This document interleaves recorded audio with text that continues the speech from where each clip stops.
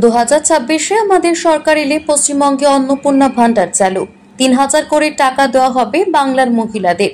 আসানসোলে এমনই দাবি করলেন অগ্নিমিত্রা পাল।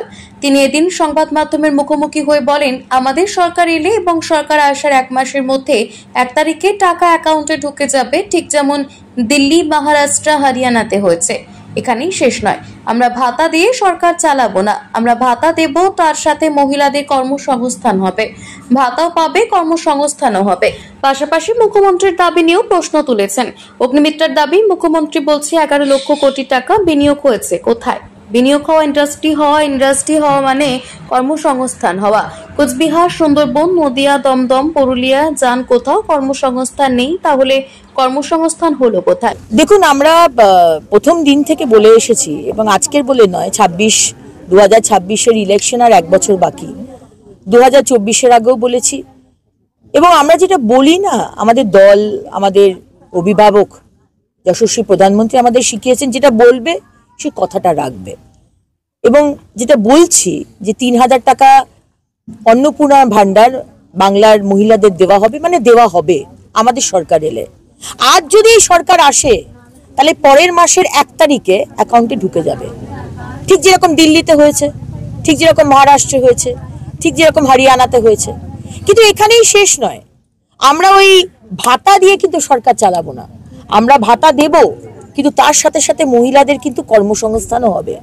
আমি চাই, যেহেতু আমি এই দলে রয়েছি, আমি চাই অ্যাজ এ কার্যকর্তা, আমার ইচ্ছে যে মহিলারা যারা বাড়ির সংসার দেখছে, কিন্তু বাড়ি থেকেই তারা কিছু ছোটখাটো কাজ করবে, সরকার সেটা দেখবে। MSME, বাড়ি থেকে 2 পয়সা রোজগার করা, সবসময় হাত পাততে হবে না, ভাতাও পাবে, কিন্তু তার সাথে সাথে কর্মসংস্থান হবে। আজকে আমাদের ছেলে বলুন, মেয়ে বলুন, স্বামী বলুন, শিক্ষিত হয়ে বা অর্ধশিক্ষিত, পুঁথিগত বিদ্যে নেই, সবাই চলে যাচ্ছে রাজ্যের বাইরে, এখানে কোনো ইন্ডাস্ট্রি নেই। আর মুখ্যমন্ত্রী বলছেন 11 লক্ষ কোটি টাকার বিনিয়োগ হয়েছে, কোথায়? কোথায়? আকাশে তো হয়নি, পাতালেও হয়নি, কোথায় হয়েছে? বিনিয়োগ হওয়া মানে ইন্ডাস্ট্রি হওয়া, ইন্ডাস্ট্রি হওয়া মানে কর্মসংস্থান হওয়া, কিন্তু হলোটা কোথায়? কোথায় কোনো কর্মসংস্থান নেই। আপনি কুচবিহারে যান, কোথাও কর্মসংস্থান নেই। আপনি সুন্দরবনে যান, কর্মসংস্থান নেই। আপনি দমদমে যান, কর্মসংস্থান নেই। আপনি নদিয়াতে যান, কর্মসংস্থান নেই। আপনি পুরুলিয়া যান, কর্মসংস্থান নেই। তাহলে কর্মসংস্থানটা হলো কোথায়? মিথ্যে কথা বলে সরকার চালানো যায় না। তাই আমরা বলেছি, কথা দিয়েছি, গরিব মানুষের বাড়ি পাবে। মোদিজির বাড়ি, আপনি মুসলিম না হিন্দু না খ্রিস্টান না পাঞ্জাবি শিখ দেখে কিন্তু বাড়ি নয়, সবাই বাড়ি পাবে। যারা গরিব তারা বাড়ি পাবে, যারা গরিব তারা বাথরুম পাবে, বাড়ি বাড়ি জল হবে। আপনাকে কেন বা পাশের বাড়ি থেকে জল চাইতে হবে? কেন?